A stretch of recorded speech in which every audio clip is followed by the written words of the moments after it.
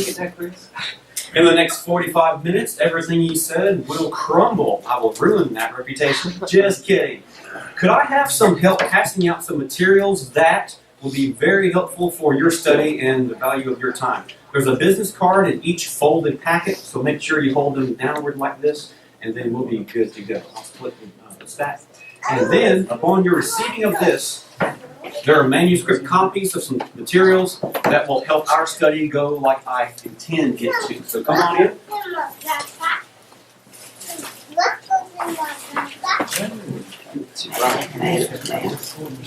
Thank you.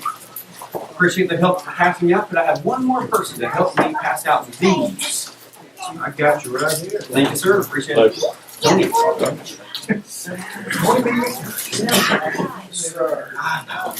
too.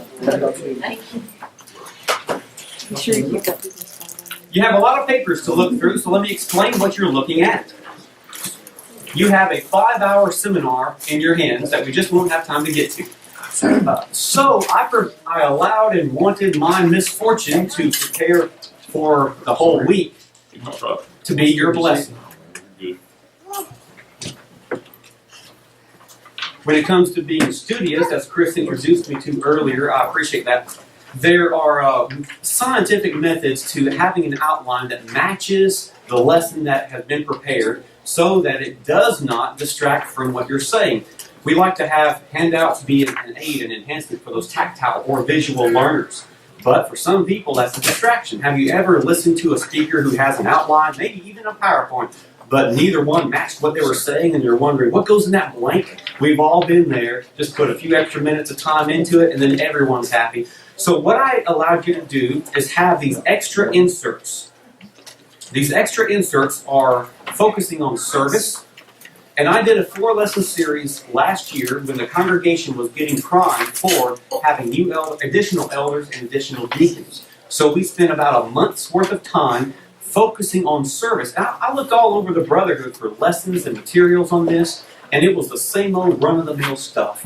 And that honestly just didn't cut it. So I wrote a whole series to target the needs of the congregation there. And isn't that what every minister is supposed to do? Of course it is. So if you want those manuscript copies of the lessons for getting the congregation to rally together and see how they have been uniquely designed for service to God, just send me or the congregation there about a business card, email, notification, and we will respond with anything you want. Anything I do, God has the copyright on it, and He says share it. So we'll be happy to do that. All right? Also, you can see these inserts just to let you see how I do outlines. And the material that we will quickly go over in the handed out manuscript today is the manuscript form of the outlines, the 3-part program. This is really a month's worth of lessons that I just gave you. You can flesh it out in the unique style that you have, but it's always important the tone in which you share it.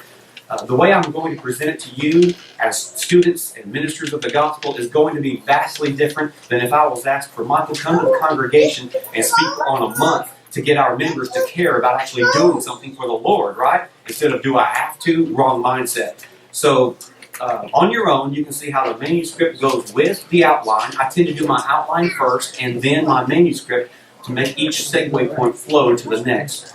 So that's all for you, but it is today the second insert that you saw that looks like this. There are just 2 forms, 2 formations of this idea that we're going to go over today for the latter half of our discussion. If you like the outline format, where you're specifically filling in like an essay question, you have the key memory, the lessons learned, and then the skills that you develop. That's one thing. But some people like the chart form, and that's why I designed it like this. I spent hours upon hours at a Burger King one time filling in the blanks that you will be hearing the latter half of our discussion. But where is this? Where are we all going to? Those are just the preliminaries. I would like to share with you exactly where we're going today by telling you a year ago I was asked to guest speak and help the congregation that we were visiting how to work together. Because we are each different, but how do we work together? That's a cousin to this idea, so it wasn't very hard when I got a call from Philip Goad to say, would you be able to speak? And then I originally said, yeah, that sounds great. When? Friday morning. Then a few changes happened, and here we are early. I'm very thankful for that. if you don't mind, the busy life of a minister, and you well know it, says, oh, I've got 3 days next week to rehearse and to review and refine this presentation. It's going to be great. The members just don't ask you if it's convenient when they have hospital surgeries and funerals, and that just doesn't happen. So what we're going to do, the lack of time will actually serve to your benefit so that you have the manuscript. There are so many pearls and maybe wisdom that I borrowed from other people, crafted little prose that I crafted over some time and thought. All of this is there for your taking. Use this if you want to. I've highlighted some green notes to bring out the main points for the first half of our discussion today. And what we're talking about is diamonds in the rough, helping each church member find his or her talents and use. If you complain about the grammatic typo on this, we're going to change our lesson right now. All right? So that's another point. We all have talents. We all have abilities. And what comes easy for one person is probably a sign that that is an avenue for you to go in. Your past has developed you. You do have the acknowledgement that your future is wide open. The past does not have to equal the future, but it does sometimes help set the trajectory for an easier journey.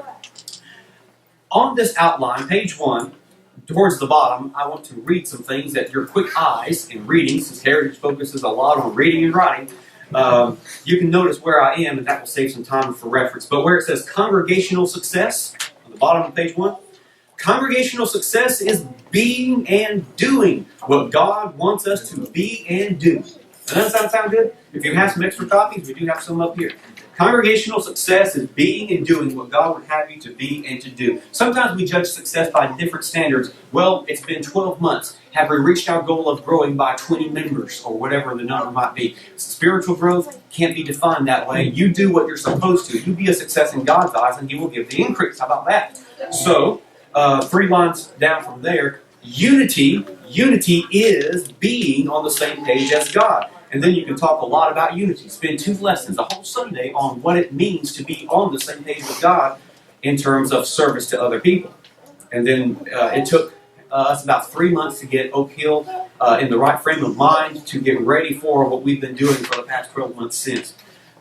So many Christians, second from the bottom, seem to have lost sight or never had a healthy view of just how important it is to be a member of the church. Despite common idea, or despite popular idea, a lot of people just don't understand what it means to be a church member. They compare it to human organizations, and we have to go against that every time we preach, don't we? We have to counter that.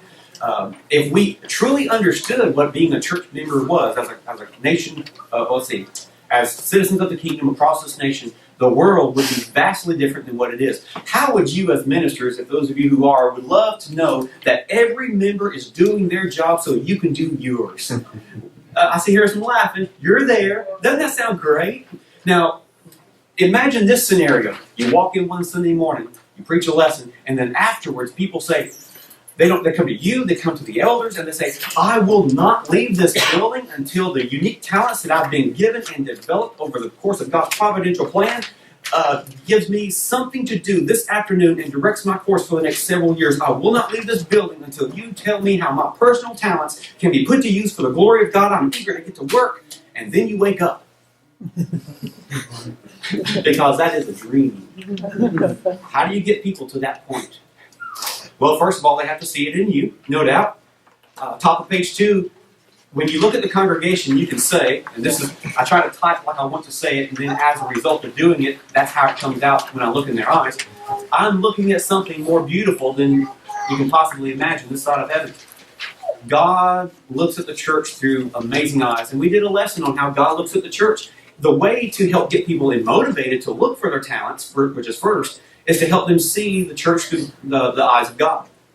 We are, paragraph 2, living stones in the spiritual kingdom which are alive to serve to God's glory. Amen. We even make up the spiritual temple in which God is not merely praised, which is one thing, but takes up residence in. This is incredible. God is praised through you and His presence in your life. And if I'm a living stone properly placed, serving my purpose, that's how God sees me, and I'm very excited. I'm thankful that being a living sacrifice doesn't mean we have to die, but rather it means choosing the Lord's way over mine so that I may live. That's a little prose. Take a whole lesson out of that if you want.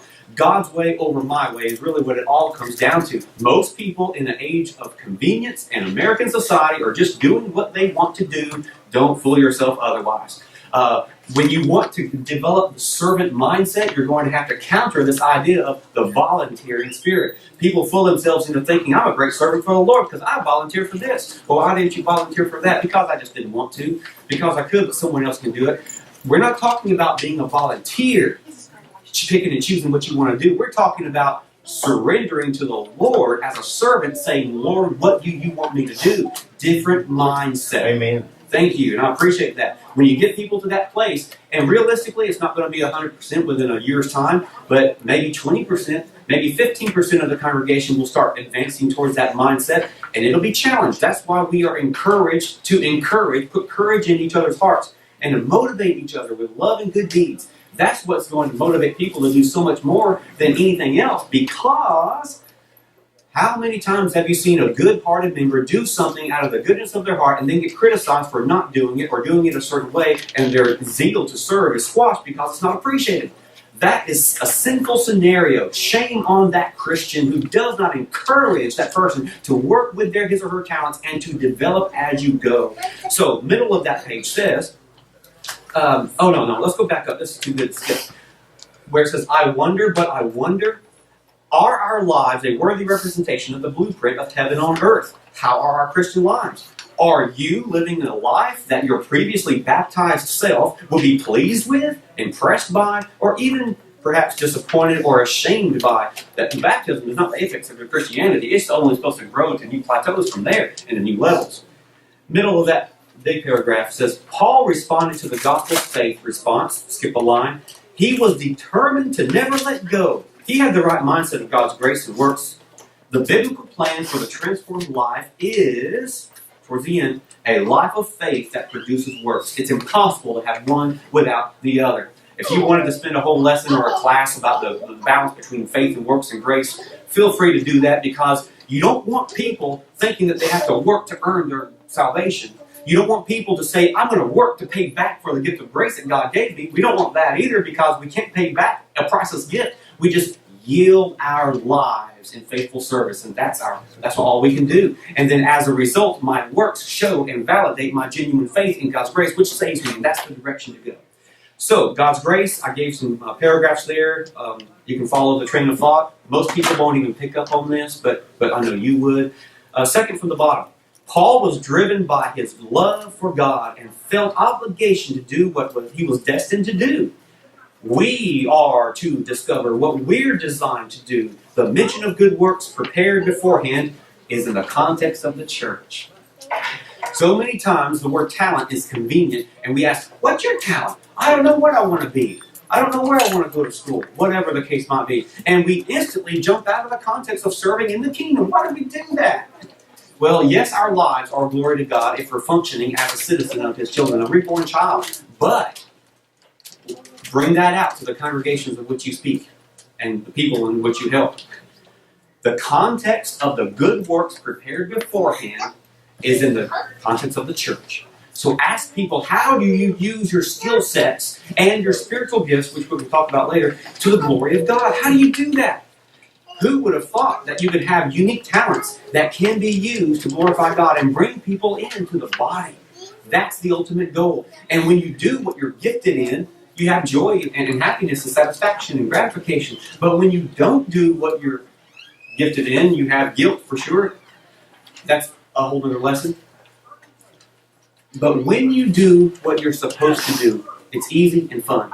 When you do what you're not meant to do or shaped to do, function follows form, form follows function, you have stress and anxiety in life. It could just be that you're not meant to do that. So many preachers get into that role because they love to study and preach. And I hate to be the one to tell you what was told me. That's about 5 to 10% of the work. Study hard, preach well, that's about 5%. I got into preaching because I thought people valued the study time and a good lesson. And I realized that they didn't even understand the respect for that position. And people say, I'm tired of preaching. Don't fool yourself by that wording. You're not tired of preaching. You're tired of doing some things that may not be what you're gifted in to do, but you're here to rally people to do what they're supposed to do so you can do your job in whatever capacity you want. Now, passion is definitely there because I want to serve God in what I feel like I'm particularly apt to do and enjoy doing more, as challenging as that may be. So as we continue, page three, second paragraph, as a congregation, and I know you're here to help your congregation as well, we are required to develop the skills of working together, but that's just step one. Oh, actually, it's step two. Finding your part, step one, and then working together, step two. So that's a whole other follow-up series based on what you want to do.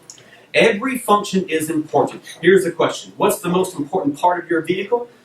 When I was a student here in 2001, Lonnie Jones, I went to a devotional that he spoke at a youth group, and he asked the group there, what's the most important part of your car?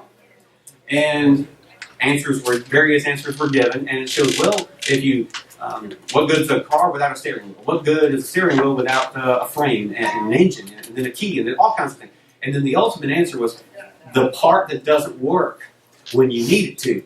That's the most important part of your car. But what about a congregation? What's the most important member or part? The member who, no matter the task, doesn't serve properly. And that is an important point. We are created to serve, and here's a 5-point lesson for you. We're created to serve. It's evidence that I belong to Christ. I belong to Christ, but I'm not doing anything. I don't see that validated. Serving others is a way to serve God. I want to serve God, but what do I do? Help other people? No, I really want to serve God. You help that other person. That's how you do it. It's the best use of your time. I am a little bit more keen towards this than others. I time estimate everything. I cost for how much time certain things will take because I value my time. My time is my life, and I have a mission and I have a purpose, and anything that interferes with that purpose, it kind of is annoying. So I hope that you cost and value that more. And just know this, if you're serving God by helping other people and developing your skills, you will be okay. The parable of the talents, Matthew 25, the parable there, in my summary, is this. We each have no excuse not to be growing spiritually because God provides all the resources for you to grow based on your skill sets, right? We have no excuse not to grow spiritually. And then we'll have to give an account for that. Serving gives true fullness and purpose. Anytime the Lord wants to come back, that's good. I wish I could have done more. When I go up to heaven, I'll see that blueprint of what God, said I could have done if I put a little bit more effort and time into things and trust and prayer. But it's just going to be good to know that when the Lord comes back, to see the good that was accomplished by the work that was done that we couldn't see this side of heaven, and fullness and joy both now and eternally. But you may be wondering what your part is. Some of you may be wondering even right now what your part is.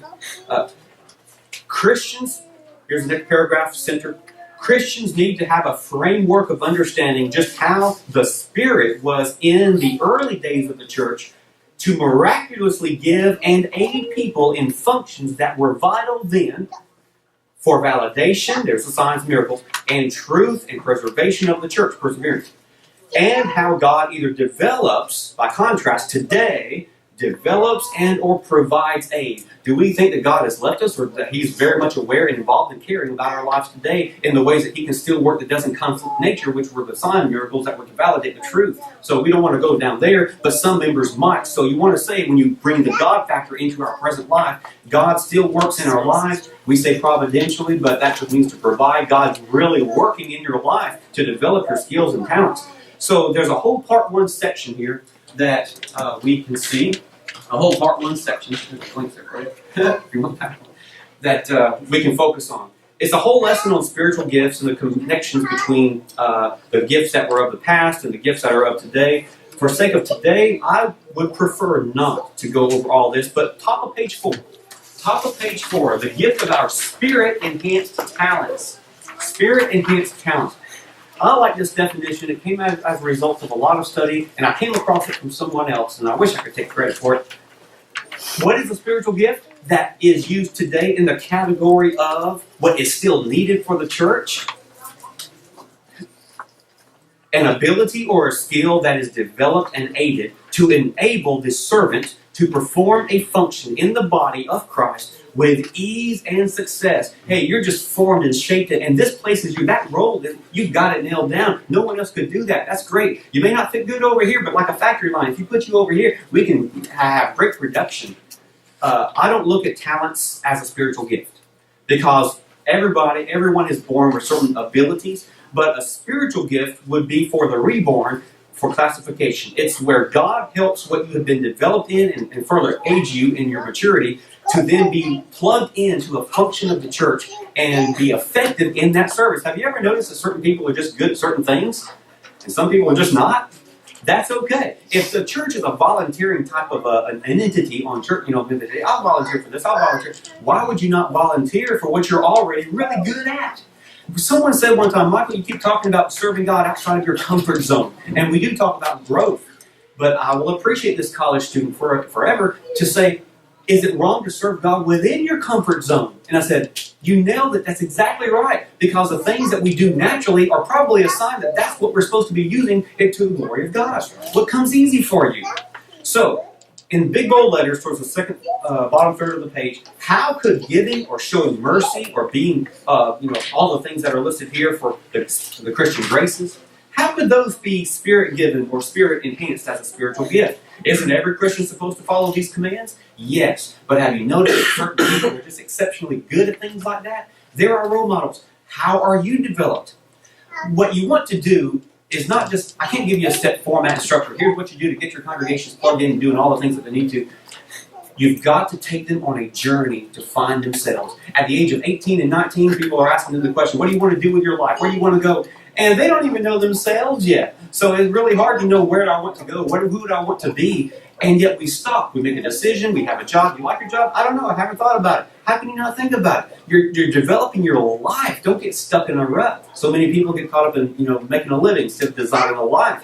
And I was thankfully one of the fortunate ones because of my rearing, which I'll talk about in a minute, that I love what I do. I chose to be a minister. Fought that a little bit for a couple of reasons, but when I realized I could bring my own skill sets into that and be different than some others, then I said, hey, I have never had a boring day. Stressful days, that's another point. Tiring, frustrated days. Have I quit on a lot of Mondays? Oh yeah, but that's another point. I love, as I look back, I love using my unique skill sets, whatever they may be, to the glory of God. And that's just a lesson for you. If you want the PowerPoints, I'll share anything I've ever done. But bottom line, let's go to the next section here. Discovering your abilities. Oh boy, part 2. Make sure you let people have the ability to put their name in that blank. You put your name. Are custom designed, custom made, custom fit. This is incredible. How can I discover my talents? Here's a brief answer for you on top of page 5. Put the Lord first in everything. Did a whole lesson that was unique about how to put the Lord first. Be there on a Sunday morning. No, give the Lord the whole day. How about that? I mean, just changing people's perspective about what it means to put the Lord first in every decision and everything that you do. Become informed. Pray about it. Try different things. You may not find an area, but how do you know unless you try? And then get good, godly counsel. Sometimes others can tell you your abilities better than you can. Say, you're really good at that. You're really good at this. Really? I never noticed that before. Let others who know you well give you good advice. Discovering your gifts. Before we work together, we have to know what our role is. We might wrongly assume that serving in new ways requires learning new skills. And yet, it could simply mean putting your current skills to work. Well, people who talk about, I'm just not the 5-talent man. You're right, you're a 5,000 talent man. We have so many skill sets that we can already use. What comes easy for you? You're good with carpentry. We need some things built around the church building. We need some members. We need some steps built so that it's easier for them to get up to the bed and not, whatever the case might be. Put your current skills to work and say, I am excited. The doctrinal link, for those of you who like to connect verses, the doctrinal link between the two sections that we've discussed, spiritual gifts and the talents, is that a spiritual gift may enhance the skill that you already have as God enhances that blessing to be used for His glory now instead of for your own selfish desires. So you were made for His purposes. You have to look at a lot of elements, and this is a 5-point list that truly can take a month to go over correctly. But our chart today is based in particularly point 4. Your personality. Your personality and your makeup, when you think back to when you were a kid, it's pretty much the same, isn't it? You've learned a lot of lessons, but it's pretty much the same. It would be foolish to make a lifelong decision and not consider who you really are. Your interests, the things that you're passionate about. People talk about what they're passionate about. It makes me kind of worried when they don't talk much about Jesus.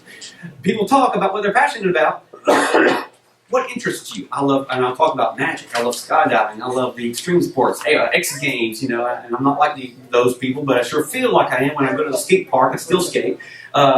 Whatever your interests are, your abilities, sometimes they go hand in hand. I'm interested in things I can't do, but that doesn't mean I'm not interested. I tend to be good at what I'm interested in, for the most part, and there's a proverbial connection. But spiritual gifts, focus on how you minister to people around. Can you just walk in a room and tell when someone else is struggling or burdened with something? Some people are good encouragers. Some people walk right by them and think, oh yeah, some people are good. No, you look deeper. You have an ability that you can see into the soul without them even saying anything. Look at how they walk, their pace, their tone. You're observant.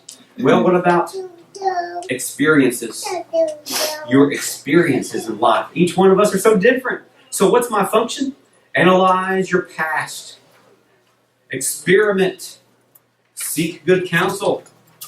And this is where it really all comes down to it. Why search? It gives you focus. Page 6. It will energize you. It will empower you. It nurtures appreciation. How many Christians just don't appreciate their brother and think that they don't need? I had an attitude when I first went into the ministry. And it's not bad because we all have to develop. I said, I want to learn everything and be the best at everything. I'm excited to learn. That's a good thing. But the downside, what was immature about that, is that I'll stink at stuff. And some things I just can't do. But to get my job done, others have to do their job. It makes me appreciate what they do more. And if they have developed in the same way, then they look at me and say, Michael, I would not want to be preaching behind the pulpit. I'm glad you enjoyed that, but that's not my forte. And I say, that's good. We need you to do your part so I can do mine. When you do what you're gifted in, it reduces stress. Point 4, because you're not perpetually doing what you're not designed to do. There's stress. It's like a gear that's rubbing it and grinding and there's sparks and it's going to wear down. Don't do that. I love it when there's momentum that builds with every centrifugal turn. It builds satisfaction as well, because you're doing what you're shaped to do. And that's just so simple to say. Stress will come when you're doing what you're not gifted to do, designed to do. But joy will come when you do what God's designed to do. I have been made to feel as though I should be made to feel bad for not doing the things that I'm just not good at doing. And shame on that person for not understanding that they should encourage the ways that each person are gifted and then get to work themselves. Make sure that they do that. And oftentimes the critics will criticize and critique. And that's unfortunate. So that will obviously be a sin pushed way out the window when you start preaching along this line for your congregation. Part 3 is a whole other 2-hour section. Distinction as a member. We need to see our role spiritually. We need to see our role spiritually. Second paragraph says, we must learn and never forget this concept, that the church continues to live out and flesh out the incarnation of Christ, God's representation on planet Earth, in the flesh, as we represent Him. The church is the continual incarnation of Jesus. Now, don't misunderstand that. You'll have to clarify that. So they'll always have, Joe member in the congregation. Well, that sounds, I don't know about that. But we represent God. John 3:16 and 1 John 3:16 are good parallel verses. God sent Jesus to the world to represent and save it. Well, guess what we do now? We represent God to the world through us. We are given that same commission. Different roles, but same mission. This affects our view of membership, and this is where you counteract how they view it. Some people think that they're doing all that they need to do to just clock in on Sunday morning, and that's it. When the Lord comes back, I'll have heaven when He returns. They could be doing so much more. Each member belongs to one another. You're not autonomous. Preach a whole sermon on that. The church is not an organization. It's an organism, spiritually. Preach on that if you want to. Have fun with that. Most of the criteria that people have is for being a good church member is just like being a member of a good club. Well, do they attend? Sometimes, most of the time. Do they abide by the rules? They don't break too many of them. Top of page 7. Do they give a support check once in a while? Yep, that's good. But in a club, you don't have to be related to or associated with any of those people. Not really. But in a church, you're bonded together. You're a member of the same body. Like bricks in a pile or bricks in a wall, which one serves a purpose for their original intent? People notice when a brick's out of a wall and it weakens the structure. But a pile of bricks, you can miss a few, Satan can come snatch a few and you don't even notice. We've got to have a mindset of we are gears, we are bricks, we're working together, and that means I appreciate your part so that I can do mine and keep on turning. Preach a whole lesson on the dependency of each other, our equality, no one's more important than another, and that it demands unity by being on the same page with God. And unity means functioning, means diversity in functions, serving for a collective cause. Review your own involvement, assess it, and say, use me, Lord. In bottom of page 7. In commitment to your highest calling for me, in submitting to the talents you gave me to your service, God, to welcome and use your aid to enhance effectiveness. That's a prayer that I hope that you motivate your church members to see. So what are we going to do in the next few minutes? I am most excited about this. I had to get rid of all that other stuff. You have it. Feel free to use it. And I can share with you the PowerPoints of anything that you might desire. That means a lot to me. I don't have sync points. If this were a presentation like I would prefer, not prefer, but would have otherwise given in like a chapel room, everything would be synchronized so that what you see was going with what was also said. Didn't care much about that this time. Because what's different and unexpected is often what's most effective. On your second insert sheet where the chart is and the other side is like an outline format, this was inspired based on Galatians chapter 6. That chapter has a lot of passages that, well, people just tend to take out of context. So I went to the context. Let me give you a brief summary of Galatians 6, verses 2 through 10. We need to be humble, see ourselves the way God sees us. Verse 3 talks about the evils of being prideful, naturally. Verse 4 says, don't be jealous of what others have that you don't, but be thankful for what you've got. I was in this very room when a guest speaker came and encouraged me. He was an inner city minister, and he said, don't be ashamed of what others can do that you can't. And as simple as it is, I just needed to hear it. Verse 5 says, use your talents. And verses 7 through 10 says, God expects a return on investment. I mentioned at the beginning of our session what was supposed to happen. How do you help church members find their talents so that they get to that scenario I only painted as a dream earlier? They need help. They need your help. I told you it took hours for me to fill out this form, and I meant that. Because it takes serious thought to evaluate your own life. In the remaining minutes that we have, which are about 2 hours, we're going to go over my life and help you see by this unique presentation from this point forward how things have come together in my life. Experiences that you just remember but may not know are as important as they are led you to sit in this room right now. I was 5 years old. Ava, Missouri-ish. Living. I don't remember much. I remember a tricycle, that hill. I thought it was a mountain. And I looked back years later and said, that's barely an incline. 5 years old. I was told to put back my toys, playing with He-Man, put back my toys, because supper is ready. You can't eat until you put back your toys. My young mind said, that's not fair. This isn't good. I need food, and they're going to hold back food. This is torture. You know, mind of a young child, right? I was debating my desires. I was told what to do. How dare my parents do that, right? 5 years old. I put back my toys. I sat in the closet for a good while before I did. But I put back my toys. I had supper. And in the mind of a child, it seemed like 4 or 5 hours until I went back. But I said, I want to play with my He-Man toy. I know where it's at. At the age of 5, that experience marked many more that would come to show me, number one, lessons learned about responsibility, about, how shall I say, organization. I remembered where something was, and I found it when I wanted it. I was hooked for life. Now, I saw in others some examples. If you're a ministry student, save everything that you do. And be able to say, before the internet and being able to type a word and find it, I learned also emotional control. Sometimes you have to do what you don't prefer for the greater good. You have to have a desire and a commitment to some future event or scenario that motivates why you live, not just in the moment, but how you act in the moment. So I trace it all the way back to 5. And what were some skills I acquired at that time? Well, judgment, task, and purpose. There were some things that I traced all the way back then that's my first memory of some key values. 2nd grade, let's jump to 2nd grade.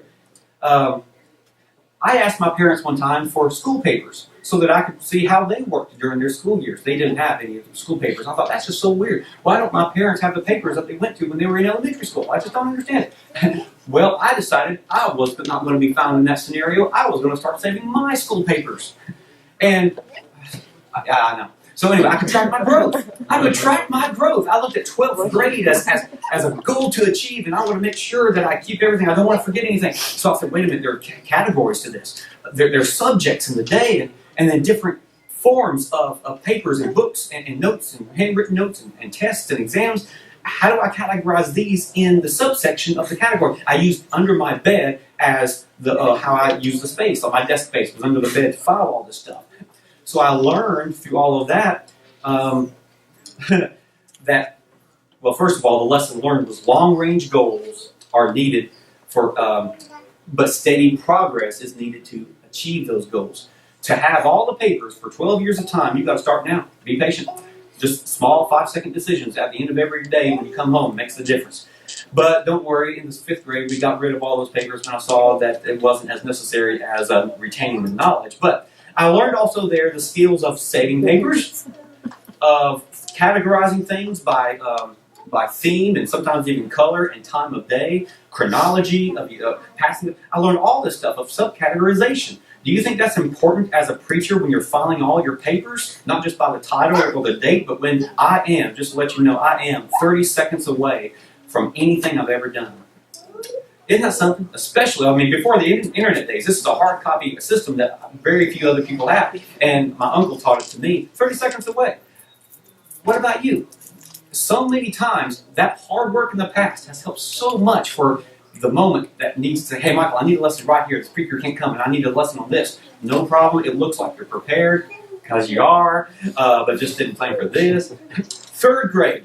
3rd grade, I did a magic trick in front of my grandmother. 2 sponge balls. It was fun. I was just having fun. She reacted like crazy to this. It was just a sponge ball. How did that get in my hand? How did that sponge ball get in my hand? And I saw it in yours. How did that happen?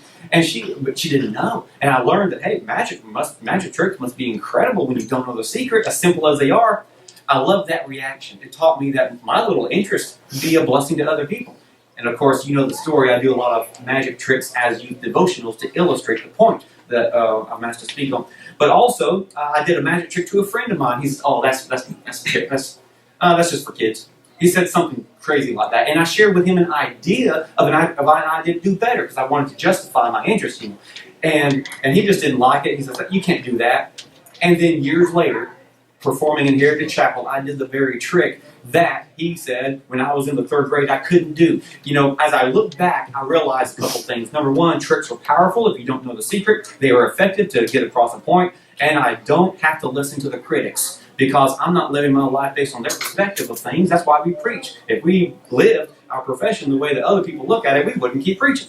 But that's just a second. Also, I learned that an optimistic determination to learn for the sake of others is vital. I get my own subjective experience of joy in life because I give my all to the work that I know will eventually bless others, even if I don't know who that might be. So all this from a 3rd grade experience where I did a trick to my grandmother and then a trick to a friend who didn't like it as much.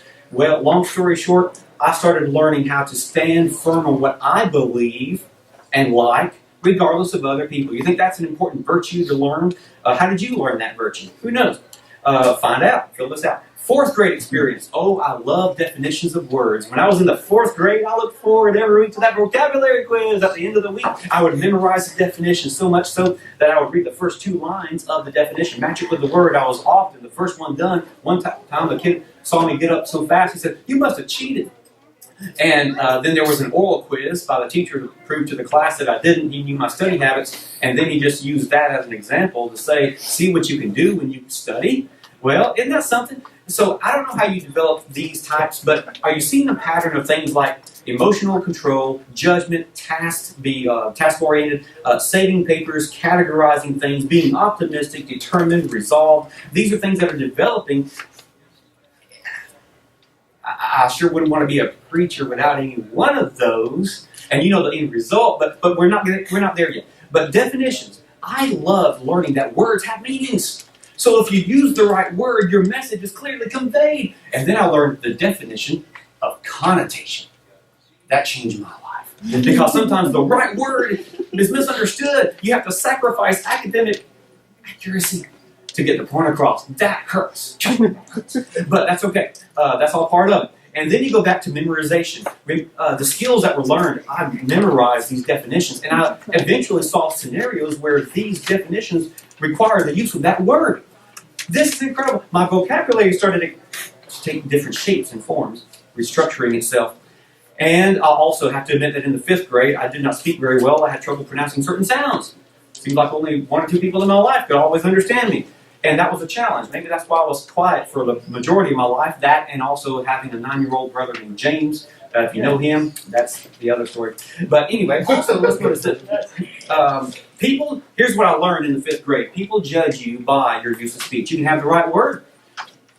And grammar is so important. If the message of the gospel is the most important message, learn everything you can within your current abilities to speak most effectively, because you don't want the power of the message to be tainted by your poor delivery of it. Or if people see that you're doing your best, that's what counts, of course. But do your best. And also I learned in the 5th grade, when I confidently spoke those correct words that I didn't pronounce clearly because of my struggles at the time, that it's important to enunciate. Went through a couple classes to learn.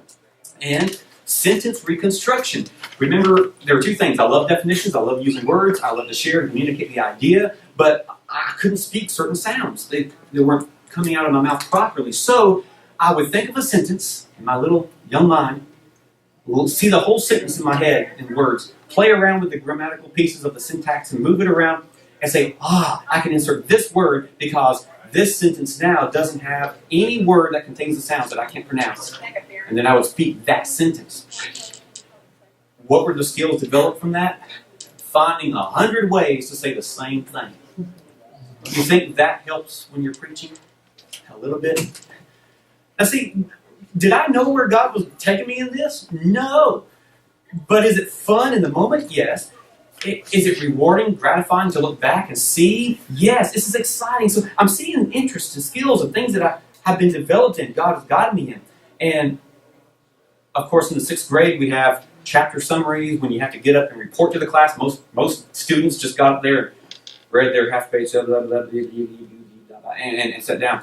I treated it like what I always saw growing up as a kid. Presentation. Let's learn this whole chapter. Don't just say a few things you like that was in it. My summary on that half a page had to contain and explain everything that was in that chapter and give everyone all that they needed in that half-page summary. And I would reword it hundreds of times until I knew it so well that by the time I got up there, I had my paper with me, I was going like this, but I was looking and talking and presenting it.